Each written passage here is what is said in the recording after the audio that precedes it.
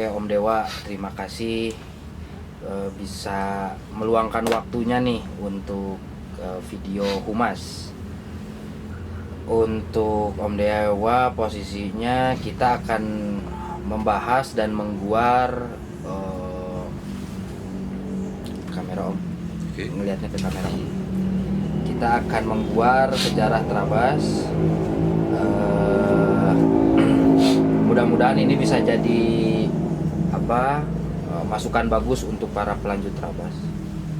Boleh Om, jadi bagaimana nih Om sejarah Trabas bisa terbentuk? Sejarah singkat Om. Singkatnya sih seperti ini ya. Seperti yang sudah diungkapkan oleh beberapa rekan yang lain, kayak Iwan Ableh almarhum, Jerry, Hans, dan lain-lain ya. Bahwa awal mulanya itu kita itu hanya karena sering kumpul-kumpul, punya hobi bareng. Saya ingat tahun 95, 97-an lah ya, seperti antara 95 97 itu hanya ada beberapa orang yang punya motor trail dan suka naik gunung. Dan proses perekrutannya juga sangat unik. Yang paling sering melakukan itu adalah almarhum Iwan Ableh, Trabas 045, pendiri Iwan Ableh Sumekar ya. Nah, dia itu selalu mencegat setiap orang yang ketemu dimanapun dia lagi pakai motor trail, ada motor trail lewat, dikejar sama dia, dicegat, kemudian diajak ngumpul di Puncrut. Saya juga salah satu korban Iwan Ableh. Saya waktu itu pakai motor di daerah Jalan Jakarta di Antapani. Saya dikejar sama Ableh almarhum. Nah, pada saat dikejar itu saya salah tafsir, disangkanya ngajak ribut atau ngajak balap. Terus balap-balapan sama dia. Akhirnya ketemu, dan kita berhenti. Kenalan yuk, siapa? Ini saya Dewa, ini. Ayo, kita ngumpul di Puncrut. Akhirnya ngumpul di Puncrut. Nah, itu proses itu berlangsung lama. Akhirnya kita punya satu kegiatan yang rutin hari Sabtu kalau nggak Minggu, itu ngumpul di Puncrut di Warung Sima. Di Warung Sima, Puncrut belum seperti sekarang. Saat itu Puncrut masih jalan tanah ya, karena tempat orang hiking untuk sampai Lembang. Nah, seiring waktu dengan kegiatan rutin seperti itu, akhirnya kita kumpul-kumpul dengan Fran Tanujaya, Peter Tanujaya, kemudian Pak Mohayan. Saat itu Pak Mohayan masih direktur PTDI. Dan kemudian timbul pertanyaan, apakah kita akan terus begini atau kita bentuk organisasi yang solid, yang resmi dengan ada struktur organisasi dan lain sebagainya. Semuanya sepakat akhirnya. Kita membentuk suatu kepengurusan dan itu diadakan rapat di rumahnya Jerry di Jalan Sukagali nomor 83. Nah, di saat itu kita semua kumpul, akhirnya kita aklamasi menunjuk Iwan Ableh almarhum sebagai ketua pertama. Wakil ketuanya Mang Uhi saat itu, saya jadi sekretaris, dan semua dan strukturnya ada nanti. Saya tidak ingat menyebutkan satu persatu, tetapi semuanya yang ada di grup pelopor saat ini, pelopor dan deklarator ya. Nah, itu akhirnya kita membuat struktur organisasi, dan setelah itu kita adakan kegiatan-kegiatan. Dan sejujurnya Trabas besar karena event ya. Trabas itu besar karena event dan selalu diliput oleh media. Pada saat itu saya masih ingat pertama kali liputan Trabas di media cetak. Saya garis bawahi media cetak ya. Itu di media otomotif pada saat tahun 98, kurang lebih tahun 98. Waktu itu kita mengadakan suatu event di lingkungan Bandung saja sendiri, di lingkungan Bandung Utara, dengan sponsor Marlboro. Dan itu yang lucunya ya, pada saat event itu kita hanya modal 100.000, dan itu dikasih uang kas 100.000 itu dari almarhum Haji Nur Rohim. Event itu langsung meledak kemana-mana. Di saat event Trabas pertama ini, peserta kita bahkan dari Solo datang, dari Imlas. Teman-teman dari Imlas itu datang. Ikatan Imlas Solo itu datang berapa motor. Dan akhirnya di situ makin berkembang, sehingga segala sesuatunya selalu Trabas itu kegiatan, walaupun kegiatan survei bukan event, itu selalu diliput oleh media. Nah, dari situlah awal mula Trabas dikenal oleh masyarakat nasional. Dan juga pada saat itu tujuan kita hanya satu, memperkenalkan trail adventure ini di nasional. Dan itu dibantu oleh teman-teman pers bahwa di Bandung tuh ada nih pelopornya. Seperti biasa, Bandung ya. Bandung memelopori kegiatan ini, walaupun mungkin di tempat lain ada. Tidak tertutup mungkin di tempat lain ada, tetapi yang terstruktur yang pertama yang mungkin sekali lagi tanpa ada ujub takabur atau sombong, bahwa memang yang terstruktur pertama kali adalah Trabas. Kalau berdirinya sendiri Om, di mana dan dulu kumpul-kumpulnya tuh di mana sih Om sebenarnya para pendiri ini pelopor dan deklarator? Nah, kalau di saat para deklarator itu ngumpulnya di Dokter Slamet ya. Dan kalau saya sih mulai dari zaman di Puncrut kita ngumpul. Tapi seringnya itu adalah di Puncrut ngumpulnya, di Warung Si Emak depan RRI sekarang. Tapi Warung Si Emak sendiri sudah tidak ada sekarang. Karena kita pokoknya hari Sabtu atau Minggu kumpul di sana.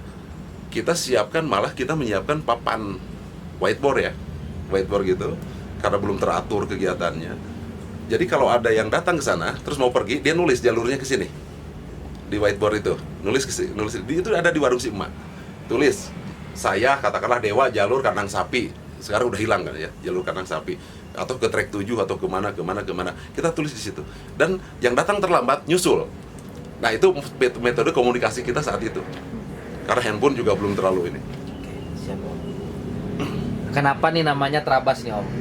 Kalau namanya Trabas itu Hans yang lebih tahu ya, karena dia yang menciptakan nama Trabas itu si Hans Moja. Tetapi itu sempat ada ketawa-ketawa kita. Almarhum Pak Nana Kadal tuh salah satu pendiri dan deklarator ngomong begini, kenapa ini klub motor ada bass-bassnya kayak pemain band gitu. Itu kita sampai sekarang tuh kalau ingat beliau ya lucu gitu kan. Memang Hans yang membuat. Itu saya salut sama Han, karena dia membuat nama Trabas itu sesuai dengan karakter kita. Trabas, hajar, jalur apapun kita hajar. Prinsip kita adalah selama orang masih bisa jalan kaki, mustahil kita nggak bisa lewat pakai motor. Itu saja. Oke Om, sekarang Om sebagai pelopor, salah satu pendiri Trabas, bagaimana nih Om perasaan ketika melihat, mungkin ini dulu mimpi, tapi perasaan Om bagaimana nih melihat Trabas hari ini sebesar ini, bahkan dibilang ini adalah komunitas motor trail terbesar di Indonesia. Perasaan Om sebagai pendiri seperti apa Om? Saya merasa sangat bangga tentu saja ya. Tetapi yang lebih penting lagi, cita-cita kita tercapai. Karena cita-cita kita di awal-awal dulu waktu anggotanya masih 20-30 orang, kita ingin memperkenalkan ada kegiatan seperti ini dan ingin mengajak. Akhirnya udah menjadi lifestyle mungkin ya adventure ini. Dan bagi saya ini adalah jawaban dari doa-doa para pendiri, gitu aja. Ada lagi Om? Perasaannya Om? Sangat luar biasa. Sulit diungkapkan dengan kata-kata yang sedikit. Yang jelas sangat bangga. Untuk ini Om, harapan Trabas ke depan seperti apa nih Om? Bahwa komunitas itu, komunitas yang baik, adalah yang memberi manfaat kepada lingkungan sekitar. Saya berharap Trabas akan banyak memberikan manfaat kepada lingkungan sekitar. Baik itu jalur yang dilewati, masyarakat pada umumnya. Jadi kehadiran Trabas itu menggenapkan, tidak mengganjilkan di masyarakat. Itu keinginan saya. Wewejang untuk para generasi penerus, para pendiri ini, sebuah harta, sebuah aset yang luar biasa. Wewejangnya seperti apa nih Om ke depannya untuk wewejang untuk para penerus mungkin. Oke. Untuk para penerus, jangan lupa Trabas itu sudah semakin besar, tantangannya juga semakin besar. Kalau menurut saya selalu bangga dan hormat, angkat topi kepada rekan-rekan anggota yang masih mau ngurus Trabas, masih mau jadi pengurus. Karena luar biasa pengorbanannya. Waktu, tenaga, materi itu dikorbankan. Bahkan keluarga pun dikorbankan untuk ngurus Trabas. Dan yang penting, bagi Anda yang tidak bisa aktif dan membantu Trabas, kalau nggak bisa bantu, jangan ganggu, itu saja. Siap Om. Terus oh ya, terakhir Om ya untuk sejarah Trabas. Di zaman Om mungkin nggak ada nih ya off-roader cewek nih Om. Oh, ada. Angkatan 0 Om. Ada. Siap. Bagaimana nih Om apresiasi untuk para anggota wanita Om? Dan sekarang semakin marak nih. Untuk anggota dari kaum wanita, kaum perempuan, saya sangat bangga, luar biasa. Karena di jalur itu tidak gampang, di jalur itu luar biasa, karakter asli kita keluar semua. Dan saya mengenal anggota Trabas wanita pertama di angkatan 0 itu ada 2 orang, ada namanya Yanti dan ada yang namanya Njet. Ada 2 orang di angkatan 0 wanita pertama anggota Trabas. Tetapi dua-duanya udah jarang muncul sekarang. Mungkin karena sudah punya anak atau mengurus rumah tangga dan lain sebagainya. Luar biasa. Sri Kandi ini luar biasa. Mental dan fisiknya luar biasa. Karena ini terus terang, itu kegiatan yang sangat berat. Laki-laki pun jarang yang mampu. Ini wanita ikutan, luar biasa. Salut saya.